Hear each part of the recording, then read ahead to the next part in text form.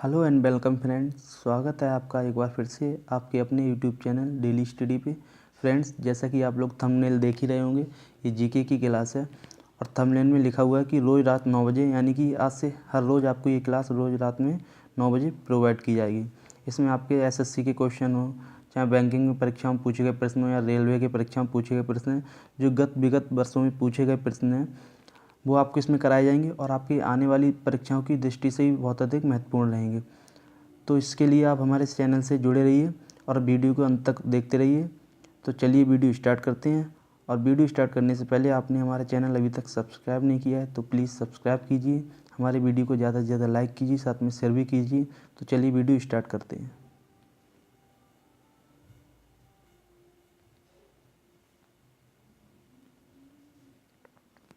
पहला प्रश्न है आपका, देख लेते हैं। भगवान बुद्ध को ज्ञान की प्राप्ति कहाँ हुई थी? तो इसका जो सही आंसर होगा वो आप जानते होंगे कि भगवान बुद्ध को ज्ञान की प्राप्ति हुई थी बोधगया में। ठीक है, अगला प्रश्न देख लेते हैं आपका। अगला प्रश्न है, आर्य समाज की स्थापना किसने की? तो ये भी आप लोग जानते ही होंगे, जो आर्य समाज की स्थापना है वो स्वामी दयानंद सरस्वती ने की थी, या स्वामी दयानंद सरस्वती के द्वारा की गई थी। अगला प्रश्न है आपका, पंजाबी भाषा की लिपि कौन सी है? तो इसका भी आंसर आप लोग जानते होंगे, पंजाबी भाषा की लिपि है वो आपकी है गुरमुखी। ठीक है, अगला प्रश्न देख लेते हैं। भारत की मुख्य भूमि का दक्षिणतम किनारा कौन सा है?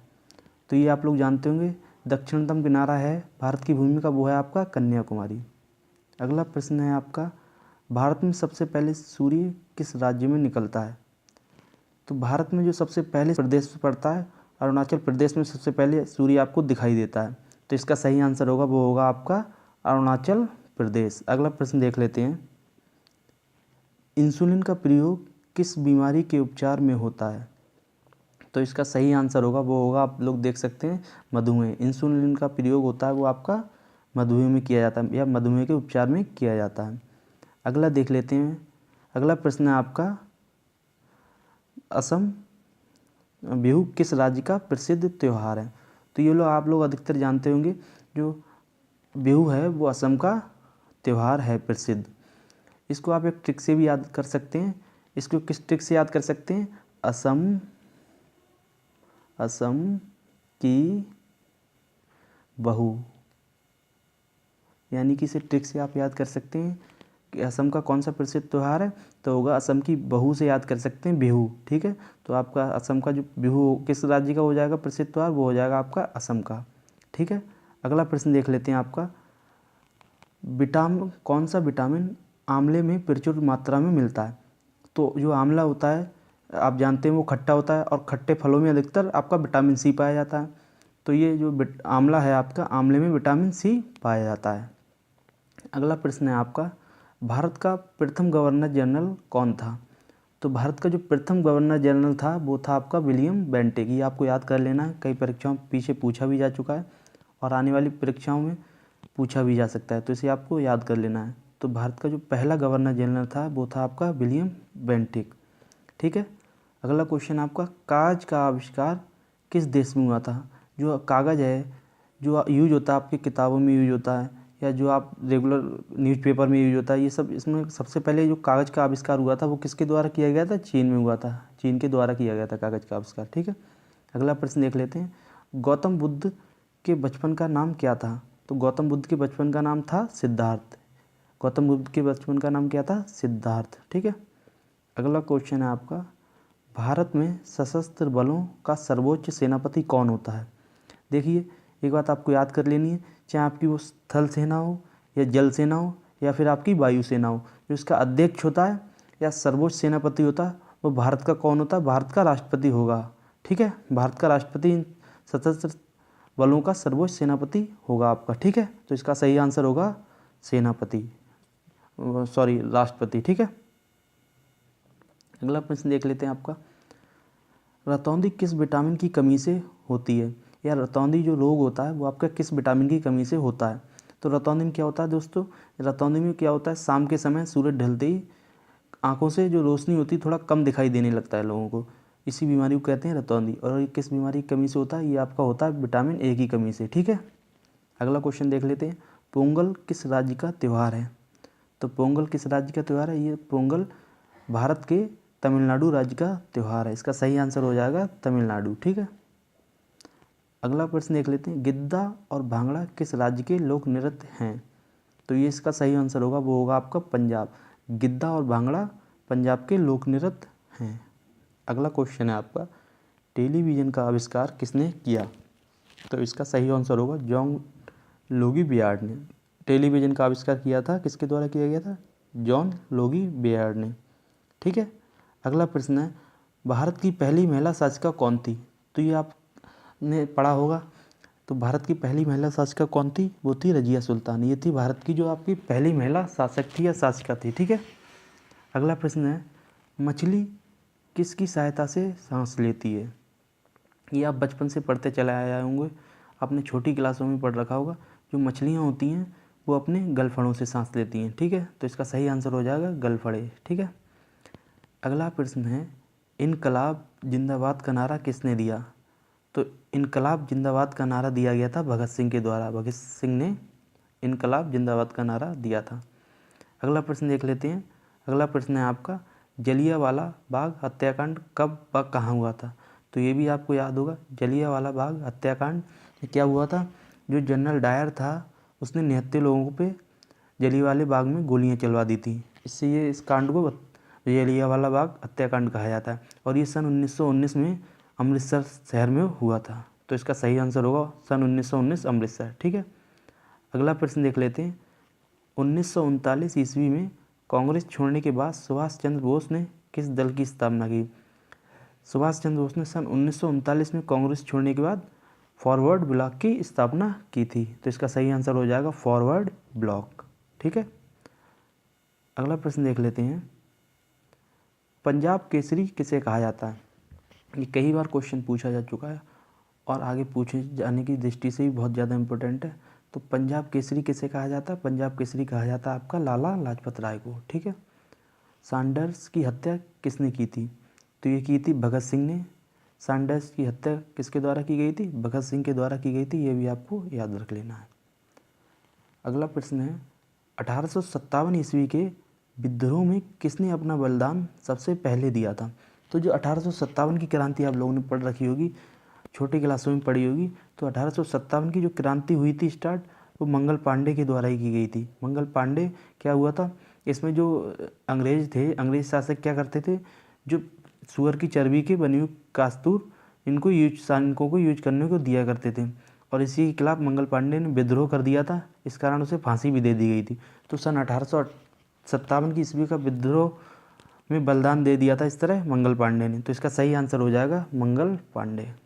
अगला प्रश्न है आपका, भारत की पहली महिला राज्यपाल कौन थी? तो भारत की जो पहली महिला राज्यपाल थी वो थी आपकी सरोजिनी नायडू। ठीक है, अगला प्रश्न देख लेते हैं, माउंट एवरेस्ट पर 2 बार चढ़ने वाली पहली महिला कौन थी? ठीक है, तो माउंट एवरेस्ट जो पहाड़ी है, जो इस पर चढ़ने वाली माउंट एवरेस्ट पर 2 बार चढ़ने वाली पहली महिला आपकी संतोष यादव थी। ये 2 बार चढ़ने वाली पहली महिला है माउंट एवरेस्ट है। और एक क्वेश्चन और भी पूछा जाता है कि माउंट एवरेस्ट की ऊंचाई कितनी है? तो आपको बता देना चाहता हूँ, माउंट एवरेस्ट की ऊंचाई है आपकी 8,848 मीटर। ठीक है, ये भी आपको याद कर लेना इसके साथ ही। ठीक है, अगला प्रश्न देख लेते हैं। अगला प्रश्न है आपका, ब्रह्म समाज की स्थापना किसके द्वारा की गई, या ब्रह्म समाज की स्थापना किसने की? तो इसका सही आंसर है ब्रह्म समाज की स्थापना राजा राममोहन राय ने की थी। ठीक है, अगला क्वेश्चन है आपका, स्वामी दयानंद सरस्वती का मूल नाम क्या था? तो स्वामी दयानंद सरस्वती का मूल नाम था मूल शंकर। ये आपको याद कर लेना है। अगला क्वेश्चन है आपका, वेदों की ओर लौटो का नारा किसके द्वारा दिया गया, किसने दिया था? तो वेदों की ओर लौटो ये नारा दिया था आपका स्वामी दयानंद सरस्वती ने। ठीक है, ये आपको याद कर लेना है। ठीक है, और देख लेते हैं क्वेश्चन अपने।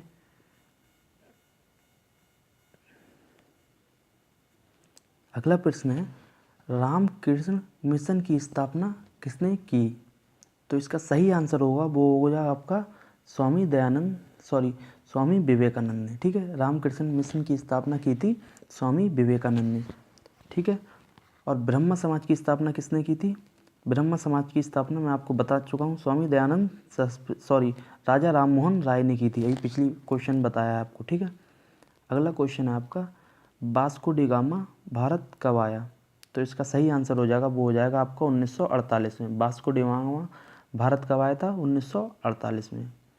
और वास्को डी गामा कहाँ का रहने वाला था? ये आपका था पुर्तगाल का रहने वाला। वास्को डी गामा पुर्तगाल का रहने वाला था और ये भारत कब आया था? सन 1498 ईस्वी में ये भारत आया था, ठीक है। अगला क्वेश्चन है आपका, हवा महल कहाँ स्थित है? तो हवा महल आपका है जयपुर में स्थित, ठीक है, ये आपको याद कर लेना है। अगला प्रश्न है आपका, सिख धर्म का संस्थापक किस सिख गुरु को माना जाता है? तो ये माना जाता है गुरु नानक देव जी को, ठीक है। सिख धर्म का संस्थापक माना जाता है गुरु नानक देव जी को, ठीक है। अगला प्रश्न है आपका, सिखों का प्रमुख त्यौहार कौन सा होता है? तो सिखों का प्रमुख त्यौहार होगा वो होगा आपका बैसाखी। जो सिखों का प्रमुख त्यौहार है वो होता है बैसाखी, ठीक है। अगला क्वेश्चन देख लेते हैं इसी तरह आगे, लौह पुरुष किस महापुरुष को कहा जाता है? तो ये आपको याद कर लेना, लौह पुरुष कहा जाता है सरदार पटेल को, ठीक है। लौह पुरुष किसे कहा जाता है? लौह पुरुष कहा जाता है सरदार पटेल को। इसी तरह एक क्वेश्चन और देख लेते हैं, नेताजी किस महापुरुष को कहा जाता है? तो इसका सही आंसर हो जाएगा, वो हो जाएगा आपका सुभाष चंद्र बोस को। नेताजी कहा जाता है सुभाष चंद्र बोस को, ठीक है। तो इसका सही आंसर होगा सुभाष चंद्र बोस को नेताजी कहा जाता है। अगला प्रश्न है आपका, दिल्ली स्थित लाल बहादुर शास्त्री की समाधि का क्या नाम है? दिल्ली स्थित जो लाल बहादुर की समाधि बनी हुई दिल्ली में, उसको किस नाम से जाना जाता है? तो उसे जाना जाता है विजय घाट के नाम से। इस प्रश्न का आंसर होगा आपका विजय घाट। और अगला प्रश्न देख लेते हैं, महाभारत के रचयिता कौन हैं? तो महाभारत के रचयिता हैं वो महर्षि वेद व्यास हैं, इन्हीं के द्वारा महाभारत रची गई है। और ये क्वेश्चन आप पहले भी पढ़ चुके हैं छोटी क्लासों में, तो इसे आपको याद कर लेना है। अगला प्रश्न देख लेते हैं। अगला प्रश्न है आपका, अर्थशास्त्र नामक पुस्तक किसने लिखी? तो अर्थशास्त्र की जो पुस्तक है वो चाणक्य लिखी गई है, चाणक्य के द्वारा लिखी गई है। और चाणक्य को कौटिल्य के नाम से भी जाना जाता है। ये प्रश्न भी आपको याद कर लेना है। अगला क्वेश्चन देख लेते हैं, जय जवान जय किसान का नारा किसने दिया? तो जय जवान जय किसान का नारा लाल बहादुर शास्त्री ने दिया था। अगला प्रश्न है आपका, संविधान सभा का स्थायी अध्यक्ष कौन था? तो संविधान सभा का जो स्थायी अध्यक्ष था वो थे आपके राजेंद्र प्रसाद। आपको इसके साथ एक और याद क्वेश्चन पूछ लिया जाता है कि संविधान सभा का अस्थायी अध्यक्ष कौन था? तो ये आंसर होगा इसका, संविधान सभा का अस्थायी अध्यक्ष थे वो थे डॉक्टर सच्चिदानंद सिन्हा। लेकिन ये क्वेश्चन है कि स्थायी अध्यक्ष कौन था? तो ये है डॉक्टर राजेंद्र प्रसाद। अगर स्थायी अध्यक्ष पूछा जाए संविधान सभा का तो आपको डॉक्टर राजेंद्र प्रसाद लिखना है। अगर अस्थायी पूछा जाता है तो आपको डॉक्टर सच्चिदानंद सिन्हा लिखना है, ठीक है। इन दोनों बातों में कन्फ्यूजन बहुत होता है, तो इससे कन्फ्यूजन मत होइएगा। अस्थायी अध्यक्ष अगर आता है तो आपको रहेंगे डॉक्टर सच्चिदानंद सिन्हा। अगर हाँ स्थायी अध्यक्ष पूछा जाएगा तो आपको बताना है डॉक्टर राजेंद्र प्रसाद, ठीक है। अगला प्रश्न देख लेते हैं, संविधान सभा की प्रारूप समिति के अध्यक्ष कौन थे? तो प्रारूप समिति के अध्यक्ष थे वो आपके थे डॉक्टर भीमराव अंबेडकर। डॉक्टर भीमराव अंबेडकर थे। और जो संविधान है हमारा भारत का एक सबसे बड़ा संविधान माना जाता है और इसको जो बनाया गया है ये डॉक्टर भीमराव अंबेडकर के द्वारा ही बनाया गया है, ठीक है।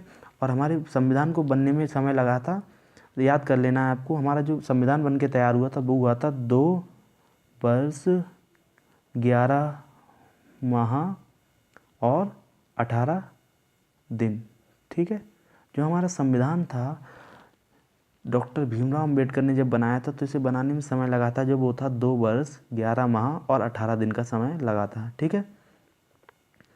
तो प्रारूप समिति के अध्यक्ष आपको याद कर लेने कौन थे? डॉक्टर भीमराव अंबेडकर, ठीक है। अगला प्रश्न है आपका, विश्व रेड क्रॉस दिवस किस तारीख को मनाया जाता है? तो विश्व रेड क्रॉस दिवस कब मनाया जाता है? कौन सी तिथि को? 8 मई को प्रतिवर्ष मनाया जाता है, ठीक है। ये आपका क्वेश्चन का आंसर हो गया। अगला प्रश्न है आपका, सूर्योदय का देश सूर्योदय का देश के नाम से कौन सा देश प्रसिद्ध है? सूर्योदय के नाम से कौन सा देश प्रसिद्ध है ये आपको याद कर लेना है। तो इसका सही आंसर होगा वो होगा आपका जापान। जापान को सूर्योदय के देश के नाम से भी जाना जाता है, ठीक है। अगला प्रश्न देख लेते हैं, अंतर्राष्ट्रीय महिला दिवस किस तिथि को मनाया जाता है? तो अंतर्राष्ट्रीय महिला दिवस आपका 8 मार्च को मनाया जाता है प्रति वर्ष, ठीक है। ये आपको याद कर लेना है। अगला प्रश्न है आपका, क्षेत्रफल की दृष्टि से भारत में सबसे छोटा राज्य कौन सा है? तो आपको याद कर लेना है, क्षेत्रफल की दृष्टि से भारत में सबसे छोटा राज्य है वो आपका हो जाएगा गोवा। ठीक है, भारत में 29 राज्य हैं और 29 राज्यों में जो भारत में सबसे छोटा राज्य है वो है आपका गोवा। ठीक है, अगला प्रश्न देख लेते हैं। ओणम किस राज्य का प्रसिद्ध त्यौहार है?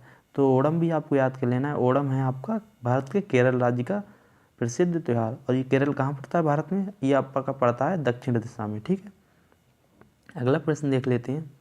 दिल्ली भारत की राजधानी कब बनी? तो इसका सही आंसर होगा, दिल्ली जब भारत की राजधानी कब बनी? तो दिल्ली भारत की राजधानी बनी थी सन 1911 में। ठीक है, तो इसका सही आंसर हो जाएगा सन 1911 में दिल्ली भारत की राजधानी बनी। अगला प्रश्न है आपका, सबसे चमकीला ग्रह कौन सा है? तो इसका सही आंसर हो जाएगा, वो होगा आपका शुक्र। शुक्र जो है हमारे सौर मंडल का सबसे चमकीला ग्रह है। ठीक है, ये बात आपको याद कर लेनी है। तो इसका सही आंसर हो जाएगा शुक्र। ठीक है फ्रेंड्स, आज के जो महत्वपूर्ण क्वेश्चन थे जीएस के वो हम हमारे वीडियो में आपको दे दिए, प्रोवाइड करा दिए। इसी तरह हर रोज़ आपको 9 बजे रोज़ क्लास दी जाएगी, तो हमारे साथ कल भी बने रहिएगा। आज के लिए अपना ध्यान रखिए। धन्यवाद।